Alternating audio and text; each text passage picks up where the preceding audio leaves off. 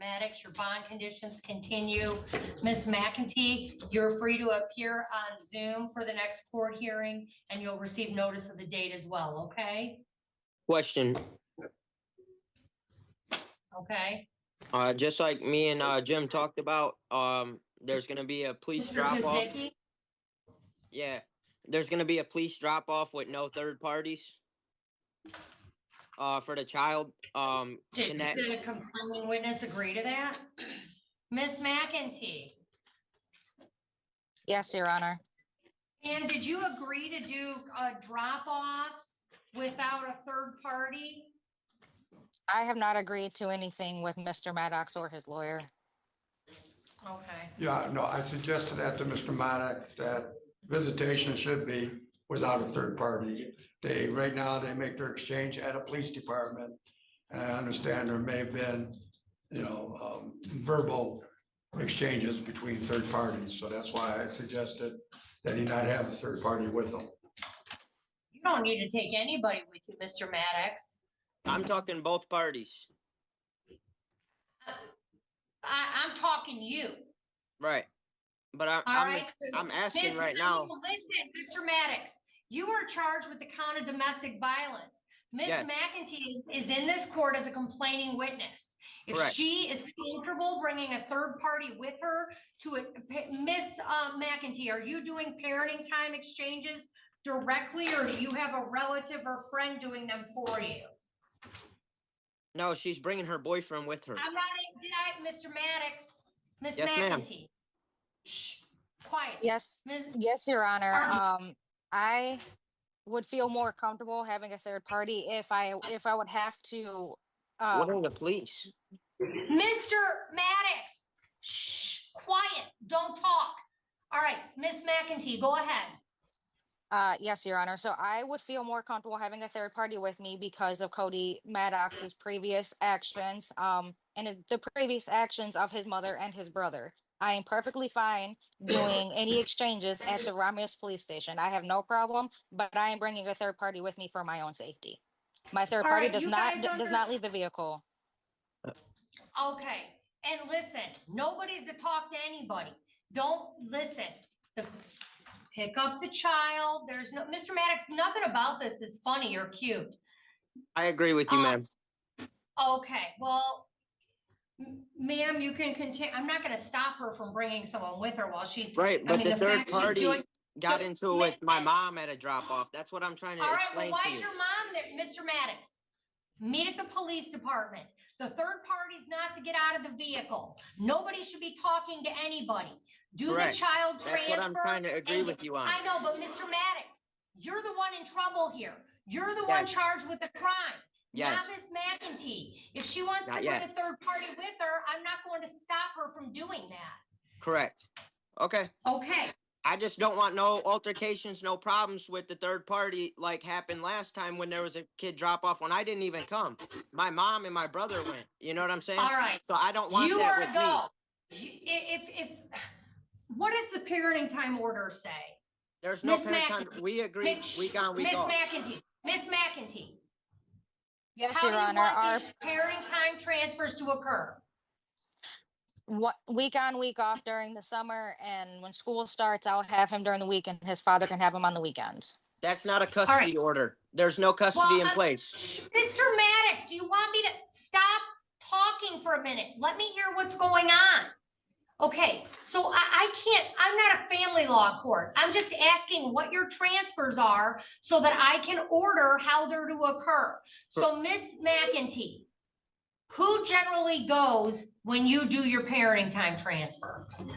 Usually it's Cody Maddox's mother, Christina Maddox, is the one who will exchange with me with my son. Okay, and can you do that peacefully? As long as she brings nobody else but herself, because the last drop off, her son Solon initiated contact with my boyfriend when he was sitting in the car. Listen, so I'm going to just say this to both of you. Listen, you're going to screw this kid up. If you guys can't learn how to behave in front of children, you're going to screw this kid up.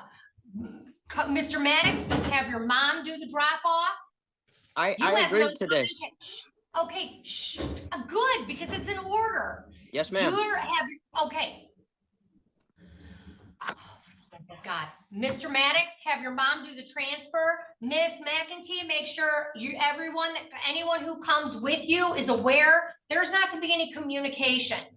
Transfer the child from one vehicle to the other, pretend like you like each other so the child is not confused, afraid, or torn between two parents, and then get out. Got it? Yes, ma'am. ma'am. All right. We'll see you at the next date, and we'll send you notice in the mail. Yes, ma'am. Thank you. Thank you. All right, we're all Hi, set. Jim. Let's break down exactly what happened here, because this wasn't a snap decision. This was the culmination of years of probation violations, extensions, program attempts, and judicial discretion being exercised again and again.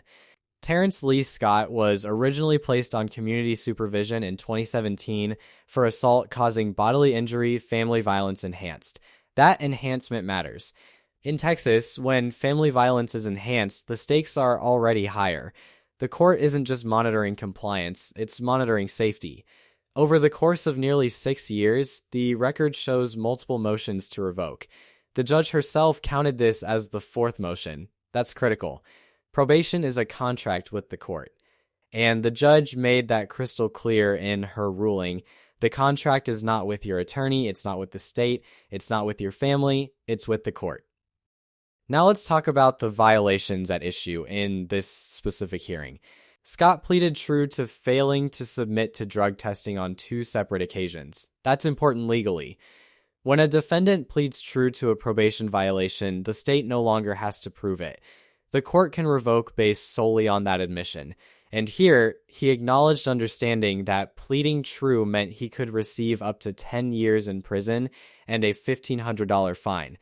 The defense argued for leniency. They highlighted that he had completed state IF, outpatient treatment, community service, and prior BIP once before. They emphasized his employment and his support of 4 children.